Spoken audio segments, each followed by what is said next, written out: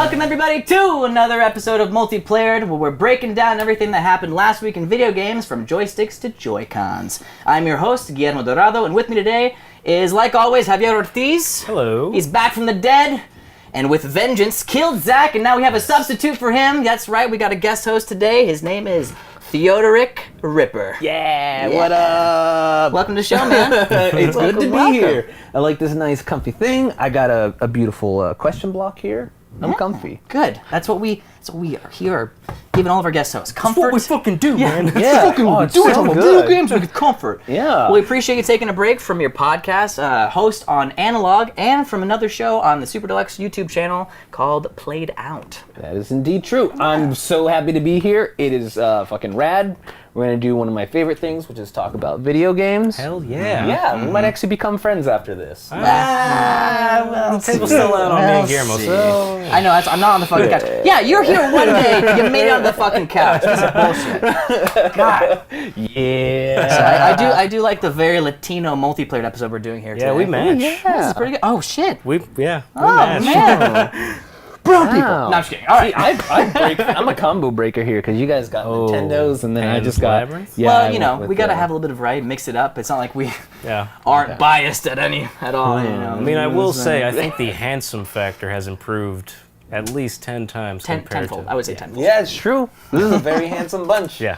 Good-looking guys here. Well, thanks for joining us, buddy. Appreciate you coming on the show. I'm super excited to be here. Well, let's jump into it, man. So first off, this week a trailer dropped for the Destiny 2. Coming out very soon, in the next 2 weeks. We'll have Destiny 2 here on our store shelves, ready to be played and determine whether if it's actually a good game or not. But the trailer is a live-action trailer, and I gotta say, guys, it's really fucking badass.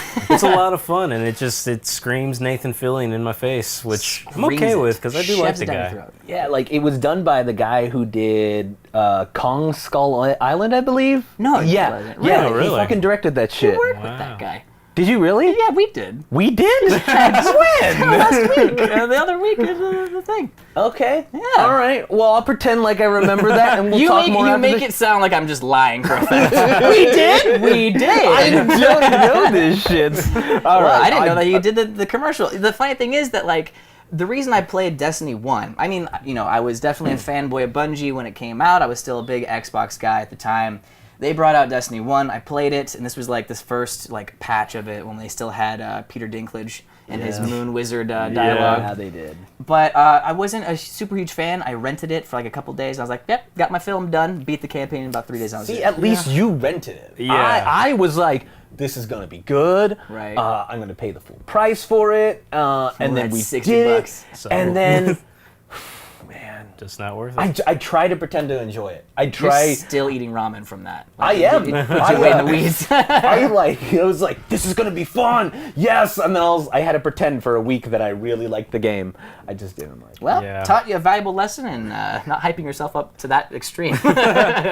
Yeah, I never jumped on the Destiny bandwagon. I saw some gameplay. I watched a couple friends play it. I played it at my friend's house once, and I was like, it's just, it's mean, okay. The first version of the game was meh, but it wasn't until because like every now and then I really like to go back and like watch video game trailers. Because like there are some really unique, interesting, and like amazing video game trailers out there. Absolutely. For whether the game has come out, canceled, or whatnot, you know, like even that Prey not live action, but semi-live action. No, we're off topic. Point is, video game trailers are badass, and one that I stumbled across that actually wanted me to revisit Destiny was the Taken King live action trailer. When that dropped, and we've talked about it on the show already once before, but when that dropped, it was really badass, super stylistic, and it had the Immigrant Song by Led Zeppelin backing it. I've never seen it was just like electrifying. And I was like, I have to play this game. Revisited it back with the Taken King and the other 2 patches when they gave out that whole like, you know, the new edition with all like the DLC. Yeah. A lot of fun. They really fixed up a lot of things. We played the beta. Did you play the beta for Destiny 2? For 2? No, I just couldn't do it. Okay. The beta was fun, but it was more of the same kind of. It didn't feel like too much different, but I still had a great time with it. See, like the live action trailer though, because we've seen this so many times in games and in movies too, where you make a really fucking badass trailer to go like, look how funny this game is, look how much action there is. Yeah. But we're not actually seeing anything from the game. And even when they did that Destiny event, like, first off, it was a long-form trailer of, like, look how intense this is, and look, there's a serious story, and there's a funny part of the story.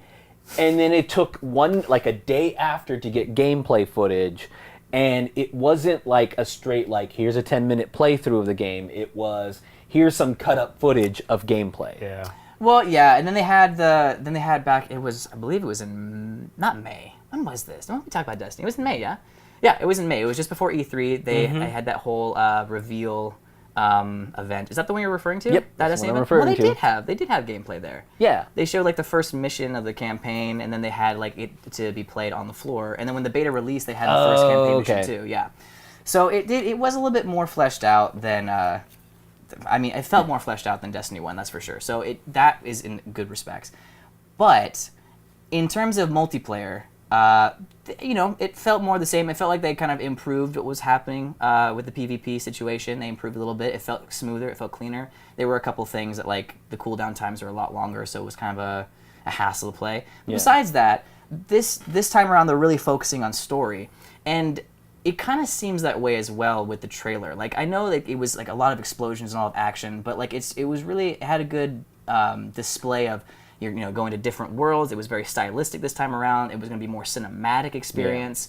Yeah. You got to see all the new abilities that the Titans got, or that all of the, what are they called? Not Titans. I forget what the people. Oh man, Guardians. What all the Guardians got?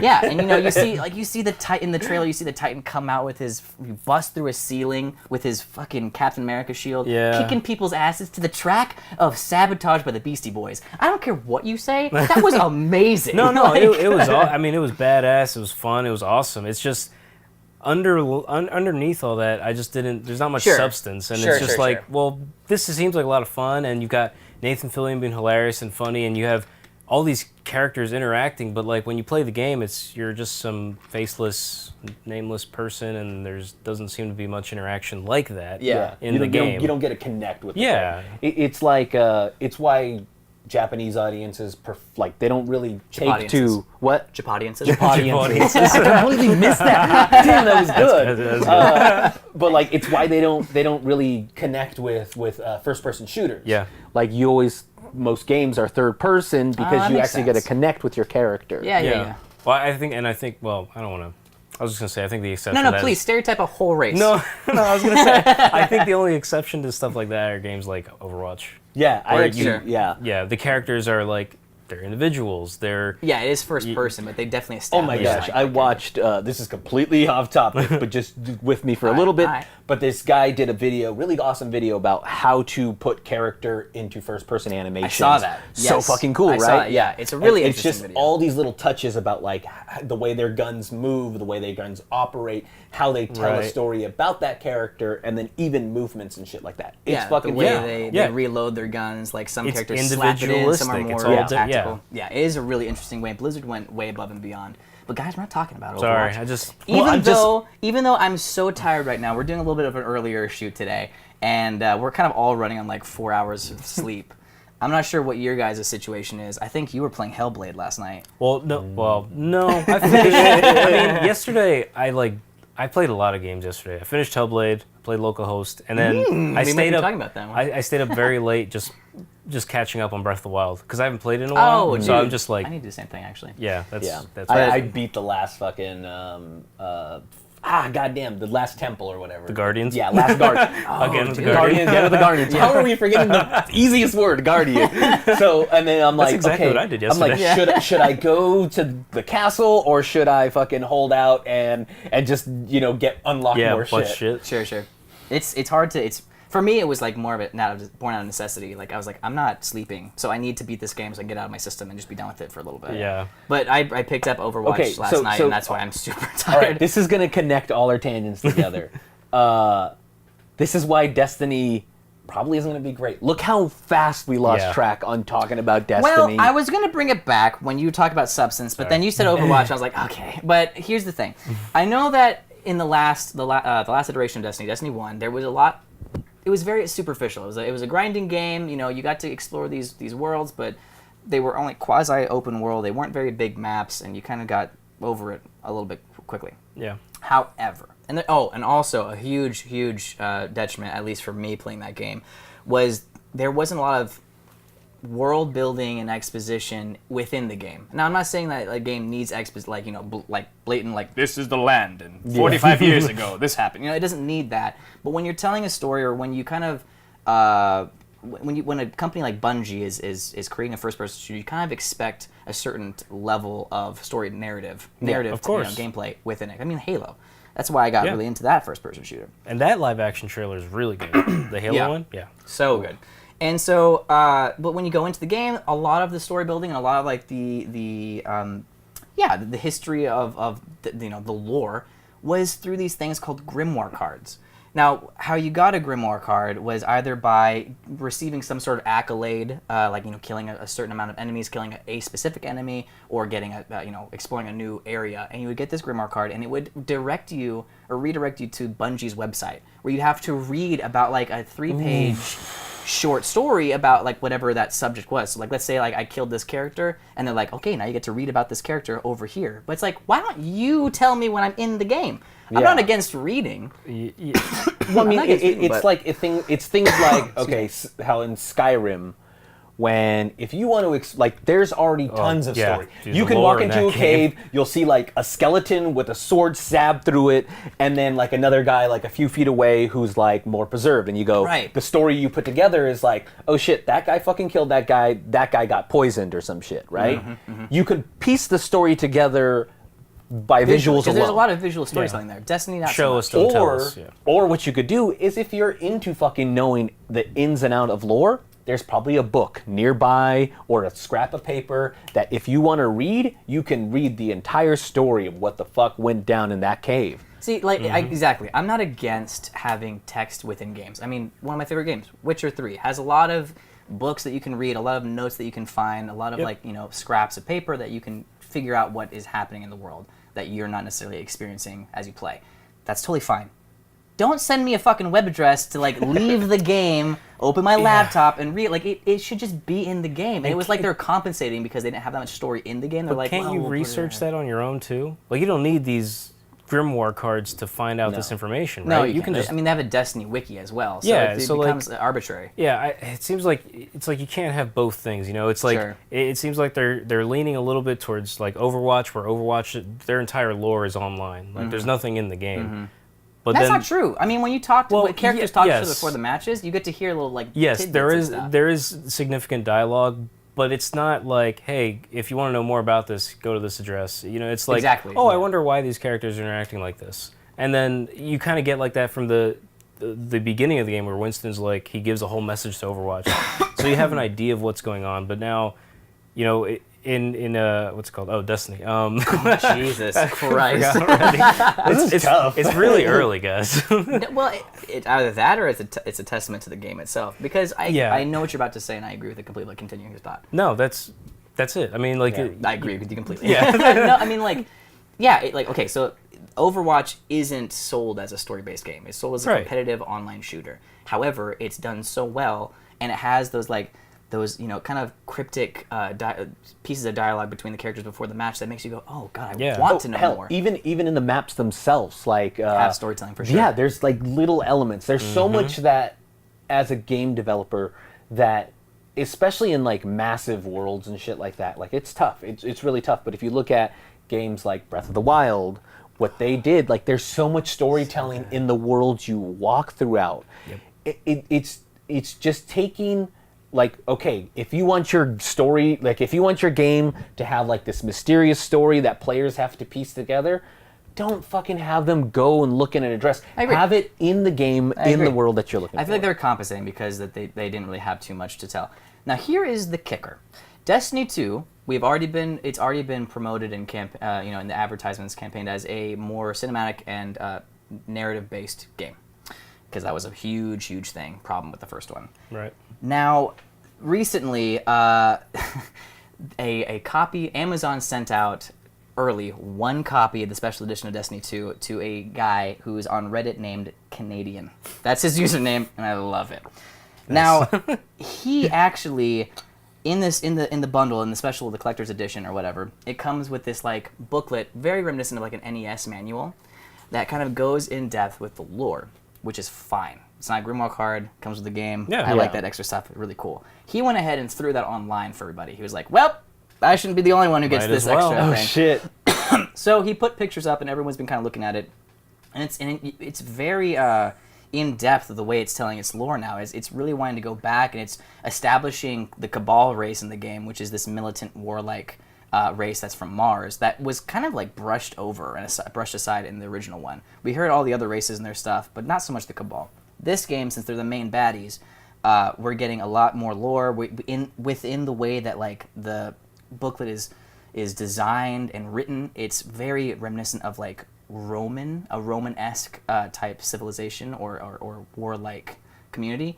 If you find out that this war race wasn't always in war, they have a lot of peaceful things. There was a usurping of an emperor, and it goes really in depth, and it's really awesome, which is leading people to believe like, oh shit, we might have a game that we don't have to. I mean, sure, there's still gonna be Grimoire cards. I'm sure there is, because I'm sure there's a handful of people who are like, yeah, extra stuff, all for it. But I feel like this time we're gonna have a lot more story building within the game itself, a lot more visual narrative game. Visual cues for storytelling, and a lot more stuff to keep us satiated with all of our complaints right now. I do too. I want to play the game. I want it to be great. I'll wait till like its first DLC comes out, and then I'll probably check it out. Yeah, I was thinking the same thing. And also on a side note, I wish more games would have the old school booklets. I miss manuals. I do too. Me too. I have a little baggie of old Super Nintendo manuals at my house. It's so fun to like look through them. Like the sell them for like $20 a pop. I would never do that. But my like Link to the Past manual, I love it so much. Like it's just so cool. Nintendo is trying to keep the idea of the manual alive, like because in every Nintendo game releases, you can go to the menu inside and actually open up a manual. I want physical copies, goddammit. I know. I love the physical copies. I love the physical copies, but I think if Nintendo can get it right, where they're just like, boom, here's an interactive version of the manual, like, and you could just explore that in the game and just open shit up. Because I miss the days of manuals. I used to love that, and you're just like, oh shit, here's some extra story bits. Here's some fucking cool artwork. Yeah, you could see like list of characters and the enemies. And then the weapons. That's what I used to do. Like when I'd buy a game, and then like on the ride home, I'd open it up. That's and I'd just, what I would do too. Yeah, you have to. Yeah. You're getting hyped for the game. Yeah. Now you're like, I'm gonna open the game now, and there's nothing. Look at the disc. Oh, cool. There's a it's disc. Not scratched. Or if it's a Switch, it's like, here's look an at this. advertisement for like a cheeseburger. Okay, that's cool. I miss a those beta days. for a shitty game coming out. It's the paperless world we live in. Yeah, I know. We're gonna actually talk a little bit about Nintendo and what they're up to recently. But before we do, I want to talk about a indie game that I discovered recently and sent you guys the links to go ahead and give it a try. It's a game called Local Host. One word, all caps. That's the subtitle. No, I'm just kidding. It's called Local Host, and essentially, it was only developed by like two people, Sophia Park and Penelope Evans, and I could not find like a company name. It was just it was just their website's weird too. It's like very minimal. Yeah, much like the game. Much like the game. Yeah. See, like I didn't get a chance to like check out the game, which sucks. Because I was like, oh fuck, my day got crazy. What I wanted to do, because like I was like, all right, cool, like I'll go check this shit out on YouTube. You can't find shit about it on YouTube. I know. That's what I love about it. There was one maybe trailer, I think, that was about the game, but I don't think it really was about the game. Well, I think I watched some random 40-second video. The thing is, it's only. I'm gonna go a little bit deeper into what the game is about here in just a moment, but it's only $4.99. On their website. Yep. You have to go to their specific website. It's not on Steam. It's not any of those. Yeah, that's the weird thing. I looked on Steam first. I'm like, where is this game? Right. And the thing is, though, like that's what I like about it. Like it's cheap enough for you to be like, I'm willing to take the risk and go in blind. And I think that people need to, like, I agree that it's good to have reviews and have critics like kind of like, hey, okay, listen, this is $60. Let me tell you if you should buy it or not. And give you kind of like your own, a well-rounded critique, and you can make your own decision. I like that, but it also destroys the mystery of getting to experience something like for the first time, like Hellblade. If I had, because there was a lot of articles for that game, and if I clicked on one of them, I would not have been as shocked and as like immersed. Yeah. I'm sure I would. The game is amazing, game but like was- it's just better to go in blind. Yeah. You know? Yeah. Totally. And so localhost did that. I saw, as I was doing research for the show, I stumbled across a very intriguing article. I think it was on Polygon, talking about like a game that where you have what was it?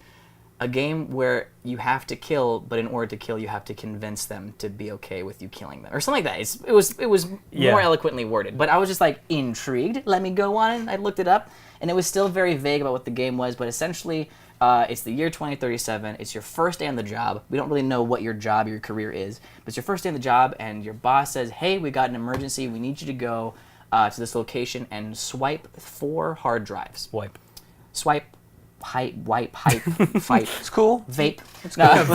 We get it, you vape. Yeah, the wipe and format 4 hard drives, and it's an emergency. We need you to do it right now. I know it's your first day, but this could be a good start for you. And he's like, okay.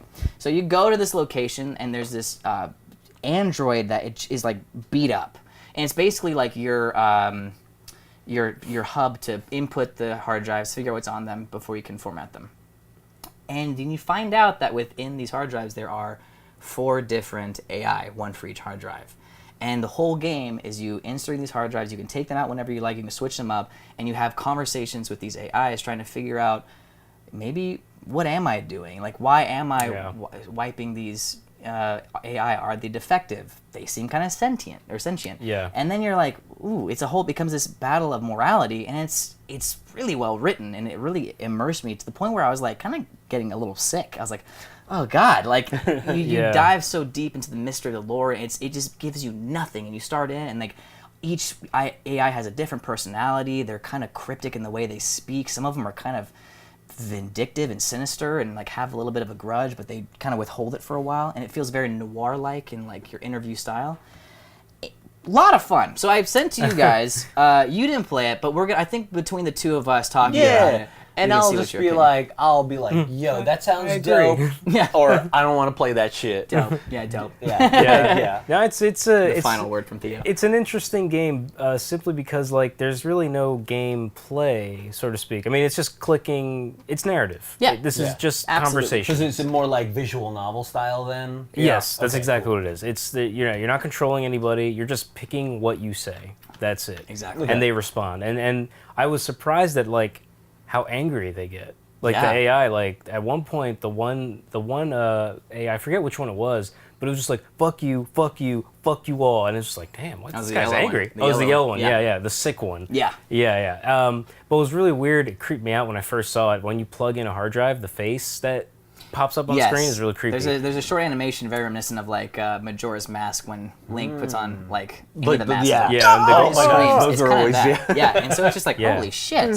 So it's kind of like it looks painful when you put these things back into a body. These AIs back It's into an android. unnerving. You're like, and they say like, where am I? Like they're waking up for the first time in a long time, and it just, it's bringing up that old argument of like, once AI becomes so advanced, do they develop sentient souls? Yeah, like, exactly. Is it okay? Are they human? Right. And that's and I think that's what they're getting at. But yeah, it is really well written. Everything, like the conversation they have, and they're trying to find the local host, and they're talking about her as a woman, and like I think one of them says like she stole something from him or something, and it gets really intense and kind of bizarre, like the storytelling, but it's pretty cool. It's good. It's cool. It is pretty cool though. I did enjoy it, and it's the kind of game where you want to play it again. It doesn't take long to play. It took me like a half hour to get through one playthrough. Yeah, it is very short. Yeah, game. and so it's a great game to play it again and again to see where all those conversations lead. Because the first time I played it, I decided to just be an asshole. I'm like, I'm just gonna wipe you guys. I don't give a fuck about what you say. So all I did, like, I felt bad at one point because some of them were like, they talk about being in pain and stuff, and like, I wiped them, and then I got fired at the end of the day. I'm like, I did what you said. I wiped them. Why am I fired? Christ, yeah, like it's a little fucked up too, because when you do push like the wipe dialogue box, and I don't want to like spoil anything, but like they'll have last words that are like, oh Jesus, like it really puts the whole formatting a hard drive on a whole new light. Yeah, I mean, swiping a drive. I mean, it's definitely smart because it's like in video games right now, and especially with like the way that the landscape of just like life is changing. Yeah, the idea of like our AIs are actually getting to the point where I'm sure you guys seen the experiments with like, hey, let's turn on this bot, and then she turned racist. Yeah. She's racist. But now. like in some weird ways, like we're getting these AIs that can actually think for them in some weird way. And then it's awesome that video games is such a medium. Like in movies, there's only one narrative path that you can follow. Right. Sure. You have to watch the director's story. Yeah, and that's exactly. it. And there's no like, yes, there's maybe like, oh, here's an alternate ending, but that's not really the story. They have like open-ended endings that leave like to interpretation, but not necessarily like a whole brand new ending depending on how you've experienced it. Yeah, for sure. But then like, you know, with video games, there's just so many ways to experience, and there's so many different ways to just traverse this. And I think it's really cool that and especially now that like scientists and researchers are now just like, well, wait, we could just apply all our shit to a video game and we can almost teach people in a way of also giving them a fun experience. And to throw it back, that's exactly what Hellblade did. Like that was their entire mission. Oh, it's so good. Yeah. But yeah, like their bonus. You're late to the party, buddy. We already vomited praise on this game. But the but Hellblade has that bonus feature where it's basically a mini documentary about what their research process was, and it's like, wow, the amount of thought and care that went into this to teach people about a serious issue that's been around since probably the dawn of time. And so it's cool to see games, you know, like localhost as well, that it makes you think about morality and ethical decisions that you can apply not just to this, but like to life in general. Sure. Where, I mean, they may not be real, but like there are situations where stuff like this could happen. Not necessarily with AI, but real people, like you know, questioning life and death and like our own mortality and like you know. What it's just like last thoughts and stuff. It's really cool to think about and kind of scary at the same time. But it's definitely a much more mature take on that, and it's, you know, it came out in the perfect time too, because we have Blade Runner coming out 2046, 2049. 2049. Yeah, Blade Runner 2049 coming soon, which is like another like. I was thinking about Blade Runner while I was playing that game too. Yeah, it's really awesome, and the thing too, like it is a very short game. It's about 30 minutes long. It's only $5, so you're not really breaking the bank to play this game. But the benefit of it, even though it is so short, I played it twice through. I want to play it, and I still want to play it more times. The first time I went through, I'm not going to tell you what choices I made or like how it ended, but I was like, the ending was a little unsatisfying. I was like, okay, and maybe I chose some wrong things, and I wasn't super clear on the story, like with certain AIs, what their whole deal was. And then I played it a second time, and I realized by making different dialogue choices, I had missed a huge narrative arc in it. And I was like, oh man, it painted the game in a completely different light. And it was really fascinating. And so like I want to keep going back and seeing how much of the story I can really like dredge out of these AIs by choosing certain dialogue options. And it definitely has a pretty huge replayability. Like it has a nice longevity for the game, even for a 30-minute game. Yeah, and that's the best part. I mean, that's what you hope to get. I mean, I'm sure the developers are very happy. Like if they were to see this, sure, they would be happy with that. You know, that response, because you know, I'm sure every developer of games is like, all right, we got to make it fun, but we also got to make sure that they want to play it again and again and again because they can tell more people about it, and obviously it sells well. So games like this, where it's, you know, it's narrative driven and, you know, point and click, you know. Visual video novel, like you were saying, like it's the perfect medium to tell this story. And you know, kudos to the 4 people that made it. 5 people. 4, like, 4 or 5. Yeah, like the credits came up on screen. It was just like 4 names. It's like, wow, it's pretty damn good.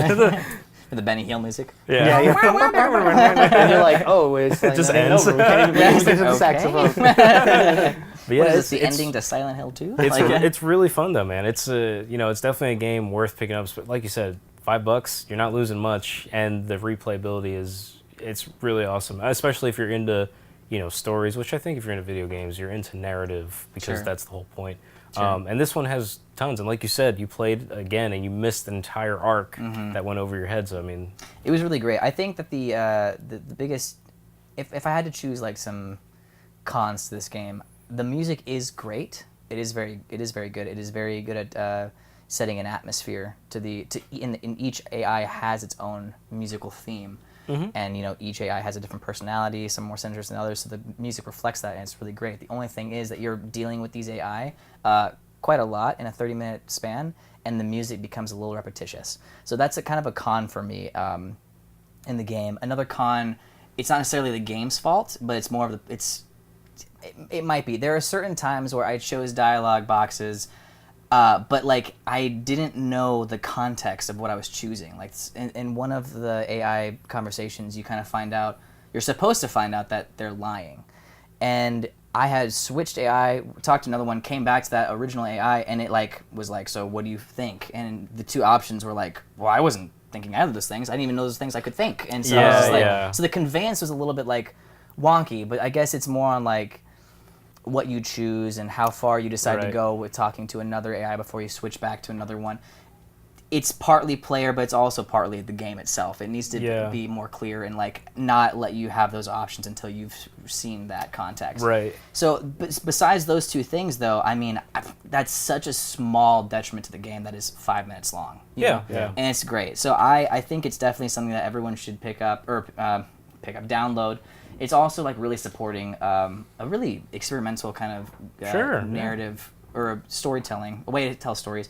And it's also supporting indie game developers. This is their second game that they've made. The first one was called Arc Symphony. It's also on their website for $3, $2.99. And I might go pick that up too. I really liked it. Hey, I mean, it's games like this and like Missing, you know, the Kickstarter one that you talked about before.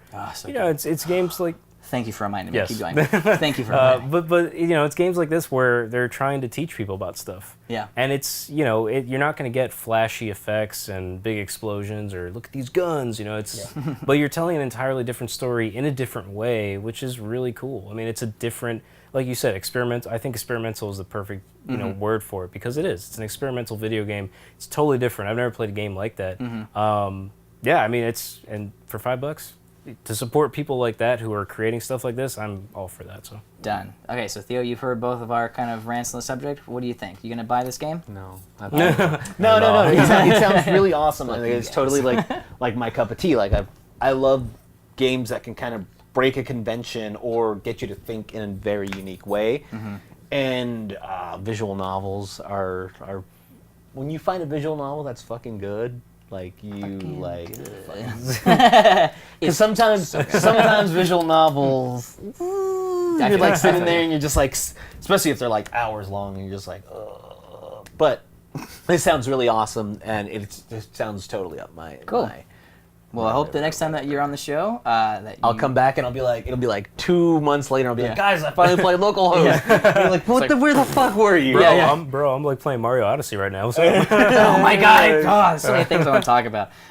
Before we continue on to our next subject, I do thank you for reminding me about Missing. Do want to tell the audience that we did last 2 episodes ago. We talked about an indie game called Missing: The Complete Saga. It had a Kickstarter.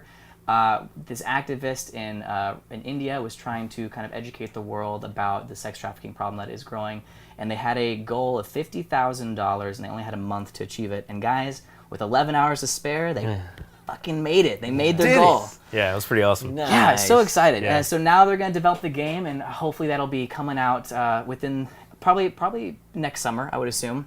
And who knows, man? I mean, like the prototype one, NASCOM game of the or indie game of the year, and I think this one's gonna have a lot more content, and it's gonna be very visceral in the way that it tells the story and the way it expresses this problem. And I can't wait to see what good things come of that. So, if any of you guys did spread the word, visit the site, educate yourself, or donate, want to say thank you so much for helping that dream come true. And I'm sure we'll talk about the game once it comes out here on the show as well. I'd really like to. I hope it has a strong impact. And, you know, I said it before, you know, it is art. Art inspires, and hopefully it teaches people, you know, about a serious problem, and that, you know, changes can happen because of this, which would be awesome. Yeah, because absolutely. if a video game can cause that, that's pretty amazing. I'm so excited. I'm so excited there's enough people that were wanting to donate and help out with the cause. So. Yeah, It absolutely. definitely got a lot of coverage too, which is like fucking great. Like, Yeah. it just Polygon. like That's where I everyone- found out about it. Was on Polygon. Yeah, I'm a Kotaku person, so Same. So like that's where I saw it, and I was like, oh shit, that's dope. That's sad dope. Soap. All right, so moving on, we're staying in the same trajectory of indie games because last week on August 30th, Wednesday, we got a new video from Nintendo, Nintendo Direct, or there was a new Nintendo Direct that came out, and it was all about something called Nindies. No, not the underpants in Nintendo consoles, but Nintendo indie games that are coming to the Switch. I just got that. Oh, took you a minute. I know, you're usually on top of the puns. They're really dumb, but you're always the one to laugh at them. That's a good one. Thank you. Yeah, so they kind of released this a little ahead of PAX West. Yeah. PAX West is happening right now. It's going from, actually, by the time you guys see this, it'll already be over, but it was going from Friday to Monday. So it's a big kind of games con that's happening, and they have like a couple more reveals, some tournaments and stuff like that. And Nintendo is announcing their games and going more in depth with the indie games that they gave away. But they kind of gave everyone that's not involved at PAX a little sneak peek. I want to kill myself with this cough. Anyways, so we got to kind of see a 30-minute video about all the indie games that are coming. It's great, just right off the bat. Good to know that Nintendo's working hard to really establish a larger library for the Switch, a larger digital library, a larger indie library, because that's what's helping out other consoles right now too. And they came out full force. In the video, they announced 20 new games coming, new indie games. And then outside the video on Nintendo Life, we were just looking up. They had a whole slew of others, like maybe like 10 more? Yeah, it was a little bit, not quite 10, but it was still like a good chunk. 9 more. It's a solid 7. Yeah. But I kind of, you guys both saw it, right? Yeah. Good. Watched the full video. It was good. It wasn't, because sometimes Nintendo Directs are, especially like the non-E3 ones, they're kind of like, hi, meandering. We're Nintendo. Here, and they're so awkward. And they're just like, here's a game, and you're just like, but this one they had a really good host who was just like, hell yeah, indie games are fucking dope. Check this shit out. He did try to beatbox, and I was like, okay. It kind of, there was a couple times. There was a few cringy moments. Yeah, where it's like he's trying to, get a connection with the kids, the cool kids. It felt like a 90s educational video. Yeah, like, let's rap about something you think is cool. Here I am gonna say that there's new games you can play. It's really dumb. No, but it was good. The whole video was pretty nice. I'm gonna go through kind of quickly, and we'll revisit. Okay, so. Off the bat, some games that looked fantastic. We have Super Meat Boy Forever. That's how they opened up the video. That's coming to Switch. I think it's a fantastic game for the Switch, especially. Yeah, It's one of those games that, like, it's very difficult, very precise with the movement, and it's going to be on a mobile device that you can just pick up anytime and get really pissed off anyway. This is called Super Meat Boy Forever. It is a kind of remix of the original game. Now they have a feature which I'm like a bit torn on. I'm gonna get your guys' opinion on this. There's a feature that the more times you play, like, so once you play a level and you beat it, if you were to revisit that same level, it is now going to be harder. They're gonna, and it continuously gets harder. So you can never perfect the level, which in my mind is awesome because the replayability is infinite at this point.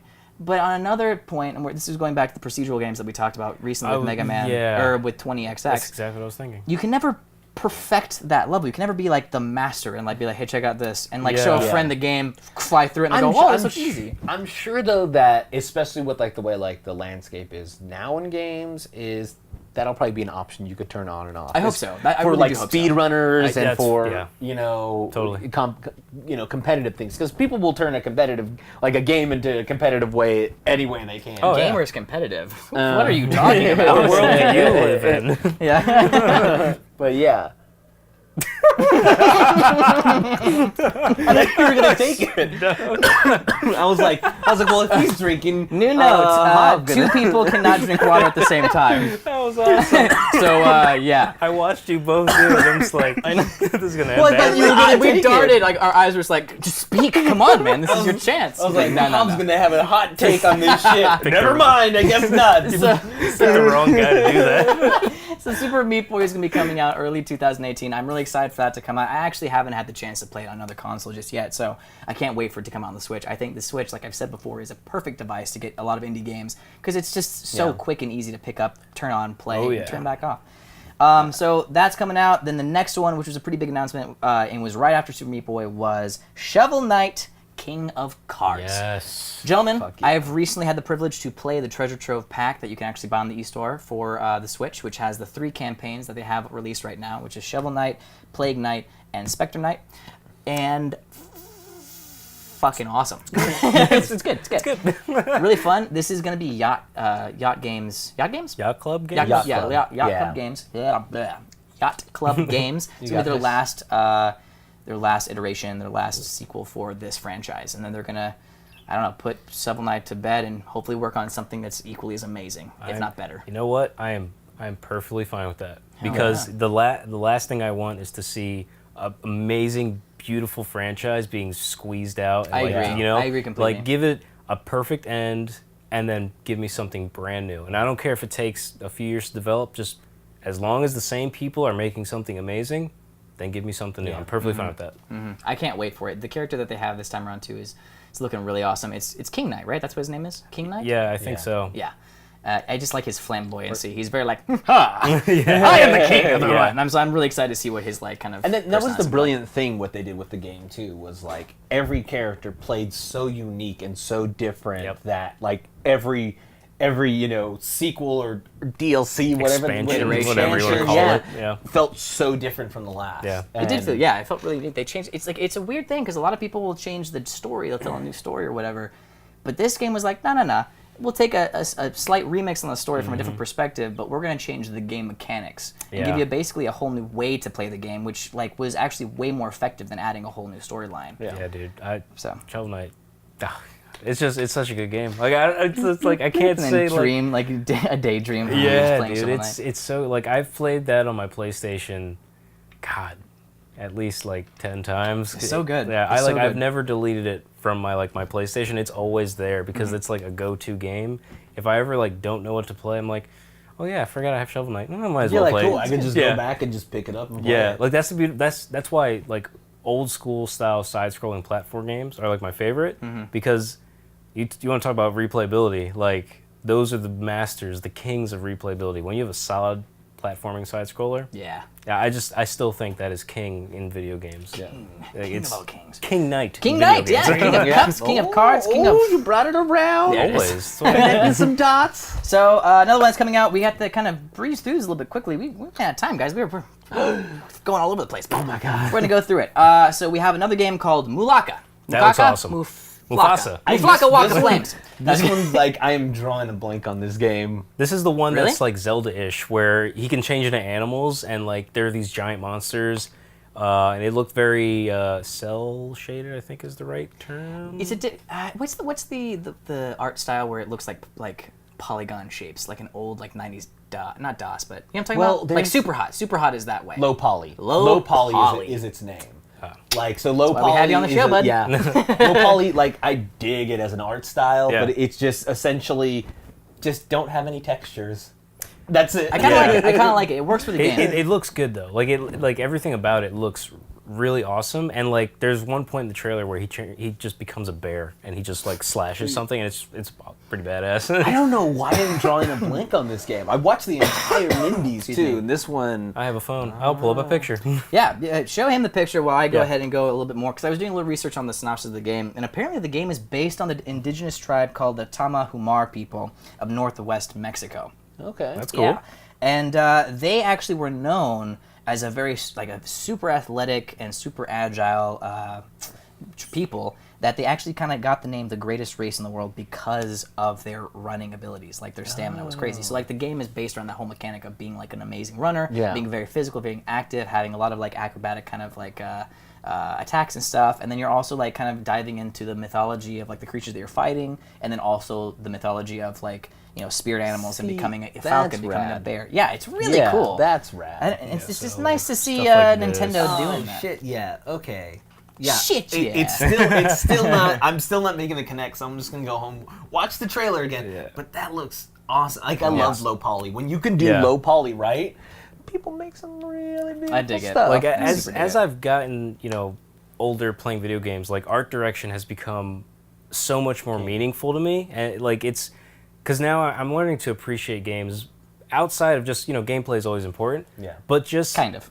Like the look of a game is so just fascinating, and like there's so many different styles that you can choose from, and it's just every one of them is beautiful in their own way. Like from sprite to fully rendered 3D model graphics, it's all beautiful if it's done right. Yeah. And like the thing too is like you then start to realize the more games you play and the older you become and you start looking for a little bit more depth in what you're playing, you realize that these developers are choosing these art styles specifically to cater to what the gameplay that the game they're making and the story that they're telling. And so then it like adds a whole new layer. Like, oh, okay, Zelda Breath of the Wild looks this way to kind of harken back to its, I don't even actually know why they did it there. So I don't know why I brought up that. Well, Breath of the Wild's particular. Yeah. I think if you look back at the original Legend of Zelda, that game is very much like Breath of the Wild, where you're open to the environment and you just go. Yeah, it's like very vibrantly colored and it's very inviting. I mean, every Zelda game has had a different, aside of Ocarina of Time and Majora's Mask, which had a very similar one. But if you look at Wind Waker, which everyone's expecting this next gen, and you get this really cartoon thing, but it tells such a beautiful story in itself. Yeah, I can go on for decades about Zelda. Decades. Well, good thing we have all the time. I'd really like Wind Waker HD on Switch. Just saying. It's good. No, it's beautiful. Yeah, like they brought that. Did you get the special edition Zelda Switch?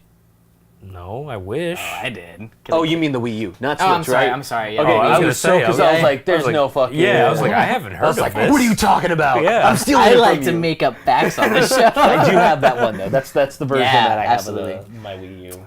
Okay, so going back, so Mulaka will come out early 2018.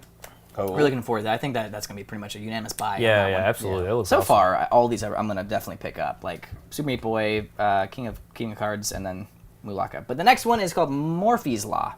Not to be confused with Murphy's Law. Morphe's Law. Essentially, it's a first-person shooter, competitive FPS shooter, whatever, where you're not killing the enemies or your other opponents, the other players. You are shooting them, and whatever body part you shoot, you're stealing their body mass. So if I were to shoot your character in the face, your head shrinks, mine gets bigger. Yeah. And That's so the cool. whole so like you can kind of like run around and have like different sized limbs and body parts and have like teeny tiny legs and like a huge torso, depending on where you're shooting. And the whole point of the game is whoever has like the most mass on their team, like cumulatively, wins. So it's kind of like it makes sense that it makes sense that Nintendo is bringing this to the Switch. It's kind of friendly, no one's dying, all that good stuff. That comes out 2018 as well. It's also got like an interesting, talking about art style, it's very like Dia de los Muertos kind of feel to it. Yeah, that's beautiful. I do like it. Yeah, these indie, every indie game that they showed has just the best damn art style, which I think is like something that you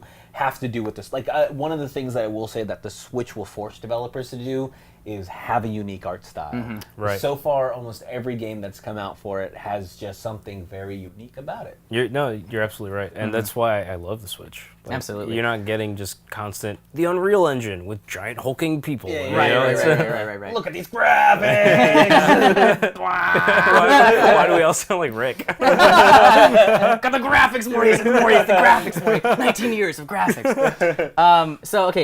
So that's kind of the ones that like really stood out to me, at least. The interesting ones that like were kind of steeped either in very vague story, trailer, or it just seems like, oh, this could be fun. One of them being the one that like was very vague was Kentucky Route Zero TV edition. That one, okay. Very atmospheric, very dark, looked really intense, or not intense, but like looked very moody, and I wanted to play that one. Play it. Play the shit out of it. Oh, you played it? I got it because it was originally on PC. I never got a chance to finish it just because nice. My gaming laptop is a piece of shit. It's a PC.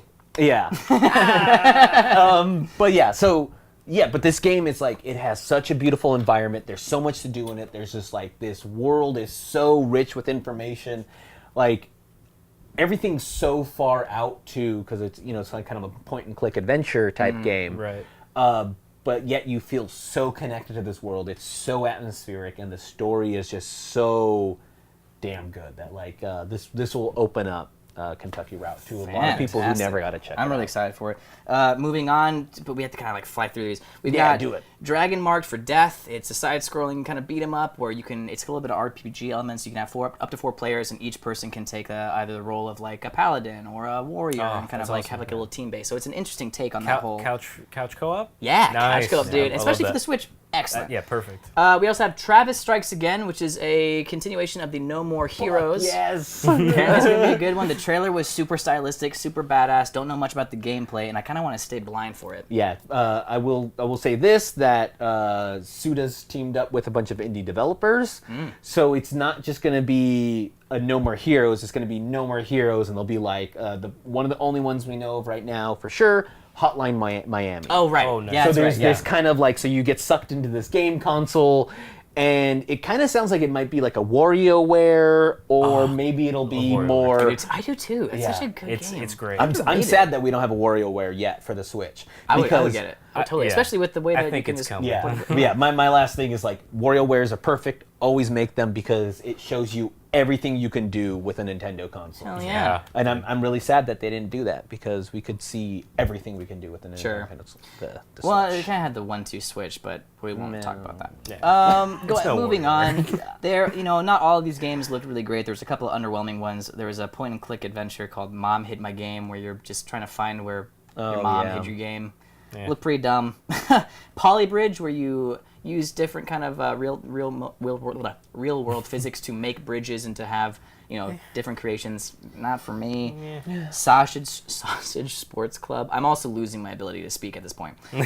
Which is where you take control of pets like wiener dogs that are very sausage-like, and you do mini games. That's It looks like cute. it'll be dumb fun. Yeah, Like I if think you ever so. guys Yeah. played a game called Push Me Pull You, that's a really dumb game where it's like you're two people on a sausage I think thing, that's, and you can your way of it's weird. So inviting you're us like to you're a something. sausage person, right? And so you can play on the same controller, and one Right. person controls one side of the body, another person Yeah. controls the other one, and you can stretch the body out or you can shrink the body together. There's a Dutch rudder situation where it- someone holds their hand out and the other person moves the other person's It hips. makes the grossest sound. So it's just like this. Jesus. Or it sounds like a whipped cream can. Like it's so fucking weird. You guys got to play it. It's Okay. definitely a fun multiplayer game. And then we have, that's really about it. Honestly, the last thing before we get through this, I did want to kind of go and talk about more indie games and stuff like that with you guys, but man, we're talking a storm, so we don't have too much time. Lastly, I basically want to ask you, go down, not to rush you, a little bit quick though. What were some disappointments that you did not see announced for the Switch in terms of indie games that are on other consoles right now? What are some things that you were hoping that would be on that announcement that were not? I mean, the first thing I thought of was Hellblade because I just played it. I had a feeling that wasn't coming though. No. It's like, Yeah. all right, let me think about this for a second. Here, I'll throw it to Theo then while we wait. Yeah. I mean, it's kind of tough to say because like the indie market's so big, but I think we could have had, especially for because you can play a game in a portable thing. But I would have loved to have seen games like what is it called? Don't Touch Anything. I think it's called. Keep talking or No. It's a weird game. I think it's called like Please Don't Touch Anything, and it's like pixel game, and you have like a console with like one button on it, and so your coworker goes to the thing, and they're like, "Hey, make sure you don't touch anything." And it has all these weird multiple endings, but essentially you can figure out how to open up different compartments in this mechanical thing, and you get all these different endings by like either blowing up the world or having a new world take over. It's really weird. It is don't bizarre. touch anything. So this is a game where you Literally, take don't move. Yeah. Please. This is Yeah. fun. So like one ending is you literally don't touch anything. And then the camera comes out of that first-person perspective, and it moves over, and you realize you were playing Trump, and the button was the nuclear fucking. yeah. Like, oh no! But I think we could have got there just could have been a lot more unique takes on indie games, but I would say that Nintendo's still fucking crushing it. Yeah, I think so. In the market of like having Yeah. PlayStation and Xbox go, we're going big on the indie scene, Yeah. and then what we see is Like, we went up yet. Nindies, fuck you. they're like, we named we it. In don't, our thing. I mean, I think we're doing. They don't even do an indie showcase anymore. We haven't gotten that yet. Although I will say, I am excited for Xbox's indies because I mean, from Cuphead, Super Lucky's Tale, The Last Night, all that they all look really good. That But was actually kind of one of mine. I was like, I wish Cuphead was coming. yeah, that's what I was thinking. I was thinking of like, well, I just want to get all those. Come on, Cat. No, she's like, the show is supposed to be over, Yeah. so this is now my area. But yeah, all those Xbox indie games, I would love them on the Switch. And then one that's out right now, Gang Beasts. It's a PC game. It's really silly. You just play these like putty characters who are they like wrestle each other. But I think that game you need both analog sticks, so I don't know how it would work on Switch for the Joy-Cons. Sure. But it's a lot of fun because it's ridiculous, and the whole point is just to take one of these blob characters and just like throw them off the side, and like it's really fun. If you watch gameplay, like the different levels are really unique. Like one is in like a jet engine where there's a fan underneath and it blows you guys in the air. Yeah, it's really cool. I like that. Yeah. For me personally, I know that Owlboy was announced for the Switch on Tokyo Game Show, I believe last year, or last year. Yeah. No, not last year, because it just came out. The Switch came back in March. It was announced in May. Okay. And they're still waiting on what the release date for Owlboy is. I thought it would be in this Nintendo Direct. It wasn't, which I'm a little upset. I'm this close to just going, screw it, playing it on my Mac. You know, like here's one that was missing. Fuck, and I don't know, and it is coming to the Switch, but Hollow Knight. I know, Hollow Knight. They didn't even show that in the show. Why? I know. Like that game is like, any point it's coming out this year, and yet they couldn't have been like fucking Hollow Knight dropping this. You know, I wanted Nintendo's to. weird about stuff. I was also hoping to see Fury. I was hoping to see Hyper Light Drifter, games that would really work well on the Switch, but. We'll see what happens. Hopefully, in the future, we'll see those coming to the Switch. Yeah. But I have high hopes. I think they might. I think they might make an appearance. Yeah. I mean, for sure, Hollow Knight and Owlboy, but we just don't know when. I think the Switch might actually become the premier indie console. It should be. It should be. It needs to be. Yeah. It definitely should. So Nintendo, please. I know it's hard, much, and a lot to ask. You know, I know it's a lot to ask, but Cuphead. Do it for us. Oh my god. My god. Cuphead. Whatever it costs, whatever the deal you have to make. It's going to be a timed exclusive. It's our new thing, timed exclusive. It has to be. Mick, I want to borrow your Xbox so I can play Cuphead. He's like, fuck yourself. All right, guys, that was the show. I want to give a special thanks to Theo for coming on and filling in. Yeah. Who knows? Yeah. So are we friends then? Are we going to hang out after? I mean, we're All right, we're friends. All right. Oh, you guys. Yeah. Finally, I got a friend. Yes. Cool. My Facebook will have more friends on it. Boom! So it's official then. Absolutely. Yeah, and we'd like to thank you guys for tuning in. Remember that you can also watch this on YouTube. If you listen to this on podcast, you can watch it on YouTube on our YouTube channel called Multiplayered. You can also listen to it on the go with you on Google Play and iTunes. That's right. We're on both ends of the spectrum, and you can enjoy them just as you please, because that's what we aim to do. Please. Oh yeah, all the pleasing. Yeah. And we also like to give a special shout out to DJ CUTMAN for the amazing 8-bit chiptune music at the beginning of our show. He's awesome. You should definitely check out more of his music on his website at djcutman.com. Yeah. Also, He's you can on Spotify too. Is he? Yeah, he is. Ah, His shit's there. even better. Neat. SoundCloud as well. If you want to follow, or if you want to see anything that we talked about, follow those links. We can post them up on Twitter. You can follow them there at Go Multiplayered. You can also see behind the scenes some extra little like goofy stuff on our Instagram at Go Multiplayered as well. You can follow us personally, myself, on Instagram at Guillermo_Dorado and on Twitter at Masdorado. You can follow Theo at... I'm mainly on Instagram. That's Theo_Ripper. Analog Podcast is on SoundCloud or iTunes. We're also there. That's fucking cool. And check out Played Out on Super Deluxe's YouTube. Hell yeah. Nice, where are we going to find you? So I'm at Multiplayer Hub on Twitter, and our Twitter is Go Multiplayered, and I post stuff on that all the time. And I forget to switch accounts, so I post stuff on Go Multiplayered and think it's me, but it's really all of us. So Nice. Everything I say on Go Multiplayered is a unison decision. I'm saying that now. I mean, sure, whatever you say. Whatever you say. But yeah, that's where I'm at. So. Awesome. You can also follow Zack Matsganis.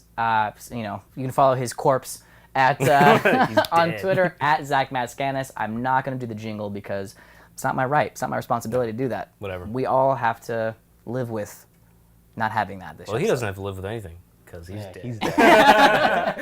And of course, you can follow our two camera guys and audio guys who are going to have their own shows very soon. We have Mick Wood at Mick to the Wood on both Twitter and Instagram, and then we also have Nathan Redfield. I don't. Redfield? No. Redford. I don't think it's Redfield. Redford? Nathan Yeah. Redford. I love you, buddy. Don't hate me. Because really, the only reason we're giving you guys his information is because his Twitter name is amazing. It's at multiplayerednath. Can't wait for you guys to see him, though. Because he's a lot of fun in person. And British. And British. He's very British. And British. He's going to give me one so of much them shit Brits? for that. He's going to give me so much shit. Thank you guys for tuning in. And, of course, we will be back next week. So keep grinding, and we'll see you at the respawn. Bye. We love you. Boom. That's what I was looking for. On behalf of Multiplayer, Mario would like to send a special thank you to Jaden Lawrence, Arturo Mendera, Mercedan Kroll Pitaru, and Mario Dorado. Thank you so much for watching.